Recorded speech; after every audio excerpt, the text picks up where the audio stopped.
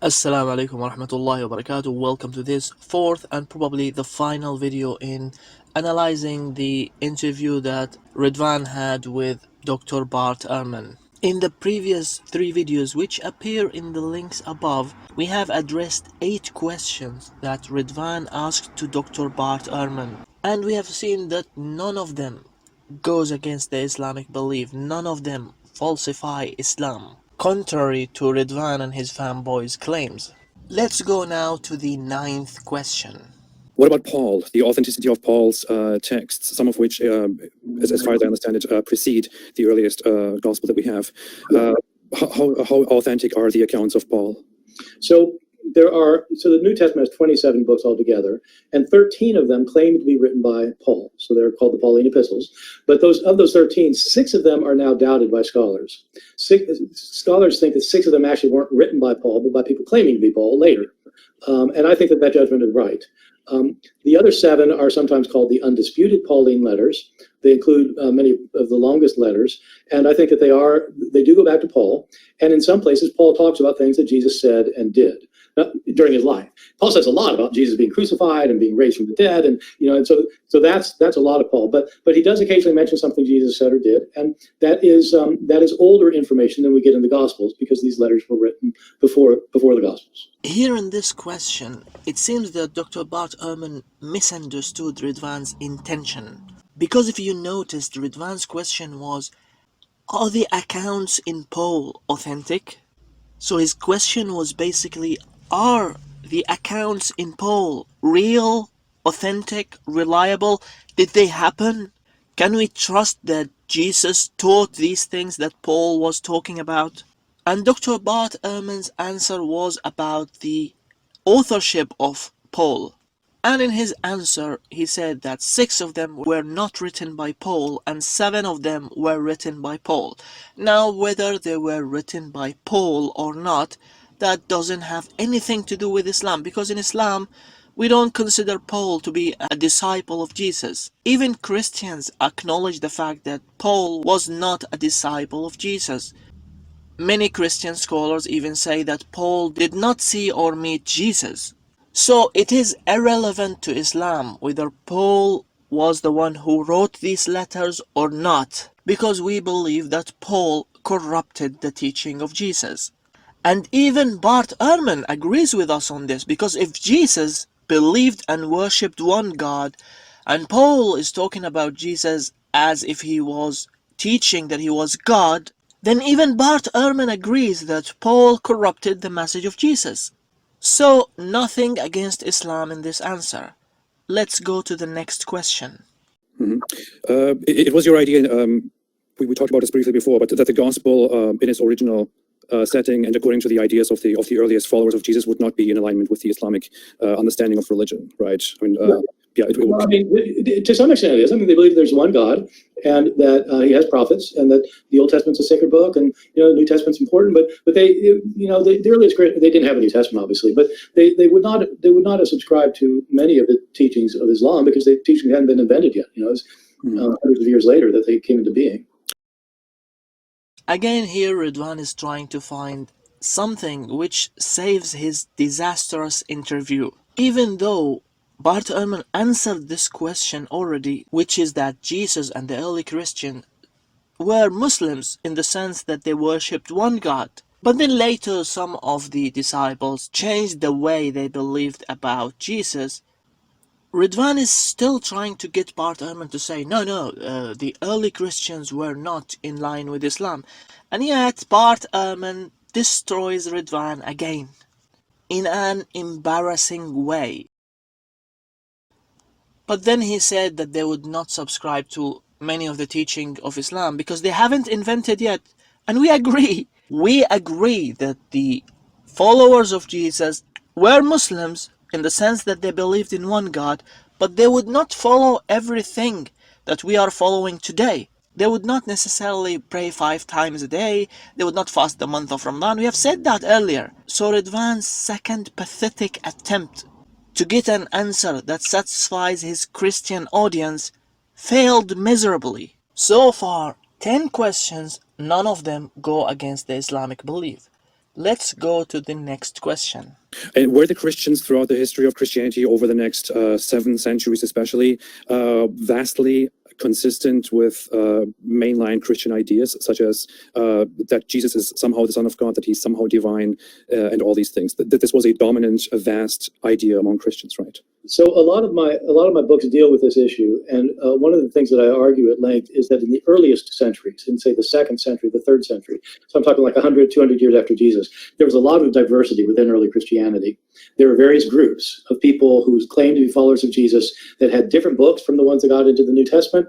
They claimed these books were written by apostles, and they supported views that there were lots of controversial views floating around. There are Christians who said that there are 2 separate gods. Some Christians said there are 12 gods. Some said there were 36 gods. Some people said Jesus wasn't really a human being, but he was fully God. Others said he's human, but he wasn't God. So there are all sorts of views about all sorts of things in the 2nd and 3rd centuries. Most of those views got hammered out by the beginning of the 4th century when the Emperor Constantine had become a Christian. And from the 4th century to the 7th century, there's still lots of diversity, but the diversity has to do with things that most people would consider to be more minor. There were big debates, like really going at it debates. But, they agree, everybody agreed. Jesus is God. He was also human. There's a Trinity. They agree with these basic things. Ridwan here asked Bart Ehrman if the belief that Jesus was divine was a dominant belief among Christians until the 7th century, until the rise of Islam. And then in a childish way, he was asking Bart Ehrman, this was a dominant belief among Christians, right? This was a dominant, a vast idea among Christians, right? So, as if Bart Ehrman is going to say, yes, and that's it. Mate, you are talking to a scholar. You're not talking to some of those clowns that you go on a live stream with. You are talking to a scholar, so his answer is going to be an academic one. This childish way of saying, this was a dominant belief, right? Just say yes, please, just say yes. Doesn't work with an academic scholar. So, again in his answer, Bart Ehrman completely destroyed Ridwan and made him regret making this interview. He said over the first 2 to 3 centuries after Jesus, there were a lot of diversities. And in these diversities, some Christians didn't believe that Jesus was God. They just believed that he was human. Some people said Jesus wasn't really a human being, but he was fully God. Others said he's human, but he wasn't God. And that answer is fully in line with the Islamic belief. We believe that there were true Christians who believed in Jesus as a prophet of God and who believed in one God. And then this message got corrupted over time. Here Bart Ehrman's answer confirmed this. Let's go to the next question.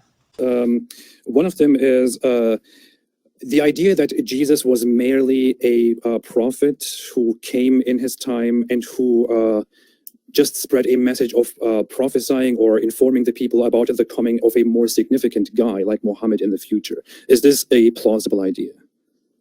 It's plausible up until the time that you say that he's predicting somebody yet to come. I think that Jesus thought that he was the last.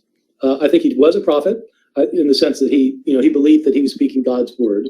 And I believe he thought he was the last prophet. I think he thought that he was the Messiah who was to come. And that in his view, I don't think Jesus expected to get crucified. I think just the opposite. I think Jesus expected God to send his kingdom to earth. And when the kingdom came to earth, he was going to make Jesus the Messiah. And Jesus would be the ruler of this future kingdom. So I have to argue, it takes a lot of argument to show that that's what was going on. But I do that in a couple of my books. I definitely do not think that Jesus was predicting Muhammad or anyone else, that he thought that he was it. Now, finally, after around 11 questions, we come to the only one question which goes against the Islamic belief, clearly goes against the Islamic belief, which is the idea that Jesus did not prophesy the coming of Prophet Muhammad ﷺ. Now, here I agree that this answer of Bart Ehrman goes against a core teaching of Islam. But that's fine. I mean, yeah, this is one of his findings which go against Islam. Now, would I stop quoting Bart Ehrman because he said things which go against the Islamic beliefs? No, not at all. Whenever I find some of Bart Ehrman's findings which agree with the Islamic beliefs, I'm going to use them. You don't have to subscribe to everything Bart Ehrman says. And that shouldn't prevent me from using Bart Ehrman's work, which agrees with Islam. Unless you want to say you cannot use Bart Ehrman's work before he converts to Islam and becomes a Muslim.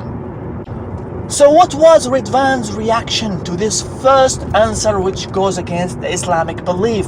He was very excited, but due to his overexcitement, he got destroyed and embarrassed again. Let's watch. So insofar, I would think that incorporating Jesus into Islam was a very big miscalculation on, on the Islamic part. But well, miscalculation, it worked rather well. So, that's fine, but I don't think that it's historically accurate. No. Yeah, okay, that's sufficient. You know, here Ridwan was like, yeah, finally I got one answer that satisfies my Christian audience. Now is the time. But then again, he got embarrassed by Dr. Bart Ehrman's answer. At the end of all of this, Ridwan was trying to make his Christian audience happy by asking Bart Ehrman about the comparison between Prophet Muhammad ﷺ and Prophet Jesus. He wanted Bart Ehrman to say, no, Muhammad was a warlord, Jesus was a peaceful man. But that also didn't happen, which adds to the failure of this interview. So out of 12 questions that Ridwan asked to Dr. Bart Ehrman, only one answer goes against the Islamic belief. All of the other answers are in line with the Islamic belief. What a failure to Ridwan and his fanboys. Ridwan just made a joke out of himself by doing this interview. And that's it. We have completed analyzing Ridwan's interview with Bart Ehrman. And alhamdulillah for Islam. Thank you so much for watching. Wassalamu alaikum wa rahmatullahi wa barakatuh.